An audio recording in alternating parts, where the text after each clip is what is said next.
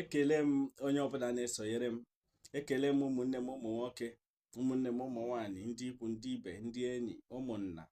Ekele m onye ọbụla mụ na ya dị na mma ma n'ife na mana mmụọ. Ekelekwa m ndị ma mmụọ ama ndị na-esonyere m. Ekele m ndị niile, kelee aja ala ebe anyị gbadoro ụkwụ. Kelee ndị ichie anyị na ha so bịa ụwa. Ekele m Chukwu. Ekele mmụọ ndị mbụ, mmụọ ndị egede, mmụọ ụmụada, ụmụ ọkpọ, ndị nze na ndị ọzọ. Ekele mmụọ mere anyị ji bụrụ mmadụ. Ekele mmụọ nwe ụbọchị taa bụ ụbọchị eke. So ụbọchị taa bụ ụbọchị eke dịrị anyị na mma. Ihe ọma kọkwala anyị ụkọ. Nke onye na-eme ya gaziere ya. Nke ọbụla anyị tinyere aka ọ bụrụ ife. Ndị iro echetakwala anyị. Anyị nwa na-echeta ndị iro. Ọzi onye sị na anyị bụ onye iro ya na-echeta anyị dịka onye iro. Ihe na-eme ndị iro ma ịgwa ya. Ihe ọma akọla anyị ukwu ụkọ. Ihe ọma akọla onye nta ụkọ. Akara aka Chineke anyị pụtakwara anyị ihe. Ihe a bụ ọfọm abụ ụzọ Chukwu tiwara Igbo. Nwa osi ndị ichie eziokwu nwa aka ya dị ọcha. Ọfọm na-agọ n'isi onye ukwu n'isi onye nta ụbọchị taa bụ eke. Si eke dịrị anyị na mma n'ahịa na-anọ n'ụbọchị na-anọ. Ise. Ekele m unu ụmụnne m. Ekele m ndị na-esonyere m. Ekele m ndị mụ na ha na-akparị ụka. Ụbọchị taa bụ eke. Nkụzi m ji maka ya bịa bụ maka aja isi ntutu nọ anyị n'isi. Ihe m wepụtara taa ịkụzi bụ gbasara ihe anyị kwesịrị ị na-eme gbasara ntutu anyị. Ihe ntutu anyị pụtara. Onye ọbụla ma na ọ bụrụ na mmadụ gaa gị n'azụ bịa were ntutu gị, ịma na ọ pụtara ajọ ihe. Mana taa ọ bụ maka mmadụ ịbịa were ntutu gị bụ ihe anyị na-ekwu okwu ya, mana o sokwa. Ihe a na-ekwu okwu ya bụ ihe ntutu mmadụ pụtara. O nwekwara ntutu dị iche iche. Mana o nwe ihe anyị ga-eji were wepụta ka ihe ntụle dị ka aja ala. Aja ala nwekwara aja isi. Aja isi ya wụrụ mkpaakwụkwọ na ahịhịa niile hụrụ toro n'ụwa. Ọ ya nwa bụ aja isi. Ọ ihe mere tupu ndị Igbo asụwa ọhịa ka a kọọ ugbo, a na-eme omenala iji kwanyere ya mbụ ahịhịa ugwu, iji kwanyere ya mbụ mmụọ ala nwe ahịhịa ahụ ugwu. Isi na ọ bụghị ya na-abịa bịara iwu ya egwu. Ọ ka o mee ka ọ dị mma ka e were ya mepụta ihe ọma. Tupu emechaa ọdịnala dị otu a, tupu ndị Igbo aga n'ime ọhịa sụwazie ọhịa ka e were ya mee ubi. Ụbọchị taa m chọkwara ịkọwara anyị nwa bụ ndị mmadụ na ntutu anyị na-ebido aka ntutu anyị na-ahụ bụkwa aja isi mmadụ. Ọ ihe mere otu ahụ a na-esi eme n'ọdịnala tupu asụwa ọhịa. Ọkwa otu mmadụ na-eme na ntutu ya tupu ọ kpụwa isi ya. As we are talking about our hair, I want to talk about the importance of we knowing that we need to inform the spirits, the powers that are associated with our hairs before we go and lower our hair or shave or cut our hairs. You know, because in our ancient tradition in Igbo land, before our ancestors will start cutting the bushes for farming, they will have to perform some rituals. These rituals are done in the respect to inform the land. Their intention is not to kill the grasses. They want to utilize the land to bring out things that are positive. After this information, the land will be aware that this so land will soon be cleared off. They will soon shave them. We call it shaving. Ọ bụrụ ndị nwere ukwu osisi, ọ bụrụ ndị nwechara ukwu osisi bụ ukwu mmụọ n'ebe ha si bịa. O nwere mgbe a na-anọkite asị na achọrọ ịkpụ osisi ahụ isi, asị na achọrọ ịkpụ isi, awacha ọjị, emecha ọdịnala dị iche iche tupu akpụwa ya bụ osisi isi. Ọkwa otu ọ dịrị mmadụ. Tupu mmadụ a ga-akpụwa isi ya, onye ahụ kwesịrị nke bụ eziokwu ịgọdọ mmụọ ya na isi ya so. Ọ bụrụ na gị gọdọ mmụọ ya na isi gị so, aja isi mmụọ ya na aja isi gị so na-akpara gị ike dịka mmadụ ga-amata na eziokwu na-abịa idozi ha. Ha ga-enye gị efe, gị ga-dozie ha. Gị batazie gị saa akwa isi gị iji mee ka ha mata na ya bụ isi gara idozi na idozichala ha, idozichala isi ya ka mmụọ ndị ahụ lọghachitekwa ọzọ. The reason many people when they go to barbing salon, after visiting the barbing salon, they will start having headache, or after someone touching your hair, you will start having constant headache. or maybe some people are not even aware that sometimes after going to cut your hair, that period you will start experiencing like kind of difficulties or a kind of confusion on the way, or you start seeing some unexpected challenges that you were not expecting.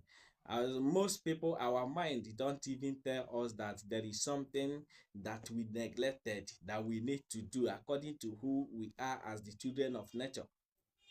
My name remains Ụzọchukwu Tiwara Igbo, nwa ozi ndị ichie eziokwu nwa aka ya dị ọcha. Ụbọchị taa bụ Eke. Ihe m na-ekwu okwu ya bụ, ọ bụrụ na ị chọrọ ịga kpụọ isi gị, ị chọrọ ịga kee isi gị ka nwaanyị, ị chọrọ ka mmadụ metụ gị aka n'isi ọ mmadụ wepụ gị ihe ọbụla dị gị n'ahụ, o kwesịrị gị ịbịa gị were ọjị, gị were ya bụ ihe eji eme ọdịnala maọbụ mmiri gọdo ya bụ mmụọ ya na aja isi gị so bịa ụwa, ga-esi ha na ọ bụrụ na ị chọrọ ịga akpụpụ ha na ha adịghịzi mma, maọbụ ma na ha na-eweta ihe ọjọọ na mba, na ị chọrọ ịga dozie ha ka ha dị mma, gị kwuchie ya bụ ihe, gị ga kpụọ isi gị, ị ga-enwe ishu, ị ga-enwe constant headache. Onwe otu ị ga-anọkite gị na-arọ nrọ dịka na-apịdogo aka na olu na nrọ. Some people, when you sleep in the night, it's as if that someone is pressing you in your neck most times after barbing your hair. There are a lot of things associated with the spirit and the forces of hair. Actually, the nature knows the purpose why it created the hair. That is the reason even the natural land, the hair of the natural land are the grasses of the land. Those grasses, those leaves, they are the hairs. I have to bring this as an example, which I know in every part of Igbo land, many people do this. They observe this ritual that the elderly men, they will visit the farm, the deity in the farm, they will appease the deity, they will offer chicken, they will offer palm wine, they will offer hot drink, they will offer cola, they will offer unzo. They will tell the spirit of the land that they are not coming to kill the grasses. They want to utilize the land so that the land will give them something positive and benefit them too. So they will make the land, they will be proud of the land. So the land should make them proud and give them something in return. After doing this, the land will know that, okay, people are coming to use this. It's like a thread. When you don't have respect for your hair and you just treat your hair anyhow, that is the same way you will be having problems anyhow. There are some people that if they go out, like if you go out or you go to work, when you are coming back in the evening, you just saw a barbing salon. Because there is a barbing salon, you take the opportunity and barb your hair. After then, when you go back, you may not even understand what is happening. Your mind will not even go there at all, that there was something you are supposed to do as a man or as a woman before you lower down your hair, or before you shave your hair, before anybody will touch your hair. Especially those who are dada. There is a meaning. I mean, there is a reason why people are called dada, and there is a spirit associated with the spirit of dada. So when you are a dada, there is something that you need to be doing as a dada for the hair. It's as if that you are engaged in a very the kind of people respect you because they know you pay a lot of sacrifices to keep the hair so that the dada will fulfill its purpose. Some people have dread now, yes, but when it comes to nature, once you have something that looks like a dada, it's considered that you are having dada, and you are expected to also do the things that are attached to the spirit of dada. Excuse me.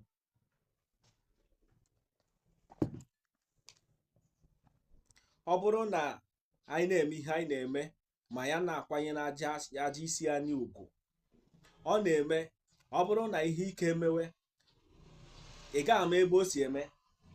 Ihe nwere ike mee gị, mmadụ nwere ike nwee terrible accident after ọ kpụchara isi ya, ọ nọrọ na bike na-ala, ma ya ejiri moto ya na-ala, ya enwe accident. Obi ya ga-asị dị na mmadụ nwere ike ọ gaa ebe ọ na-akpụ isi, trailer from nowhere bịa hit the place. Mmadụ nwere ike na-akpụ isi, something eme, ọ ya na-aga n'ụzọ ebe ọ na-akpụ isi, onwe a kind of bad experience. o nwekwara ndị ọ na-abụ ha na-aga ịkpụ isi ha na-enwekwa a kind of favor. Ha agaghị ahụ onye ya na ha ṅụrụ mmanya maọbụ onye ha ya na ha soziga kpọọ isi ahụ with happiness, onye ahụ akwụ ụgwọ dị isi. O dipendịrị otu isi etriti aja isi gị ka mmụọ ya na aja isi gị so ga na-echi eme gị. excuse me. Ịma na mmadụ bụ mmụọ, mmụọ bụkwa mmadụ, maka mmụọ na-ebi na mmadụ. Ọ mmụọ bụ ihe na-akụ eji ahụ mmadụ emepụta ihe mmadụ na-ahụ anya, eme aka ga na-eweli na-ewetu. So ọ na-adị mma dịka onye a mụrụ n'ọdịnala, dịka onye bụ onye aja ala, na ịmatara mmụọ gị, matakwa ihe ya na mmụọ gị so. Because when you don't pay homage, when you don't give respect to your hair, the spirit of the hair will attract confusions in your head. That is the truth. Like many a times, it is expected as a traditional person or as someone who is an ancient African that after your shaving of your hair, trimming of your hair, you use coconut water and then wash your hair. It is that moment when you are using coconut water or any other natural substance that we use for cleansing, that you use in washing out your hair, that your forces will know and recognize that, okay, you are back. So they will feel comfortable. The place will not be dirty for them. Just like the way you use alligator pepper to cleanse yourself, your body. They will now come back and then relax and activate the forces and the natural powers that associate with the existence of your hair. Many people don't know that they get into confusion whenever they trim their hairs. Yes, many people get into confusion when they treat their hairs, because when you treat your hair unexpectedly, just like for instance, somebody behind you when you were sleeping came and used a scissors to cut your hair, some part of your hair. Now you find out this is what happened. You see the way you will treat the person like as a threat to your life. That is the reason why most times when people farm and they do not pay homage, they are maybe no matter where you are during the farming season, if your people back home in the village did not perform the necessary ritual to the land and they just went farming, you will see that whatever that is planted on the land will not be very successful. It will not do well, and it will also affect all the people. Any place you are, hence that you are from that particular village, if your people do not perform the necessary ritual during the time of farming season before they start clearing the bush, this is how during the harvesting season, everybody what they planted will not be successful. It will not be good.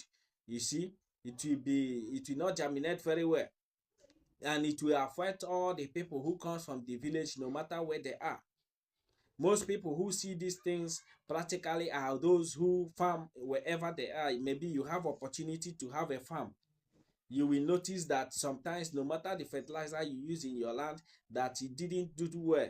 If you check very well your ancestral home, your village, they are no longer performing the necessary ritual that is being done, observed before we go into the bush to start clearing the farm. This is also the reason why most people, when you trim down your hair, when you shave your hair without respecting the forces that comes with your hair, you will start experiencing confusions and problems. Maybe some people, before you leave there, you see where they are fighting. You may decide to go and maybe separate them and you get injured. Some people will start having unnecessary dreams. Some people will start having constant headaches. Some people, it may be confusion. You just encounter issues. This is the reason why it is very, very important for people to know.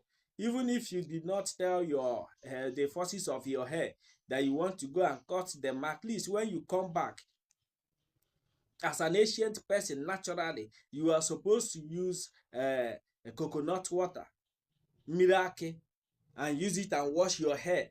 After using water to cleanse your hair, to raise the head, you now use the coconut water and wash your hair and speak to the forces of your hair that you have trimmed them. that they should come and possess the positive powers that, and spirit forces that controls that associate with your hair should come back and relax, so that you may be your hair may be able to associate with who you are, you to work positive. Abụ m Chibuzo Elem Kalu Okorie, nwa ụmụ Uche Ezi Ọbasa Mọdụ Tutu. Ihe m na-akụzi bụ otu ahụ nwere ike isi nyere anyị aka anyị na-aga ije na-aghọtakwana ihe anyị na-eme. Asị m ka ihe anyị na-eme kwanyekwara anyị ugwu, ka anyị nwakwanyekwara ihe anyị na-eme ugwu. Mmadụ nwere nsọ, a na-asị na mmadụ nwere nsọ, o nwere ihe mere mmadụ ji nwere nsọ.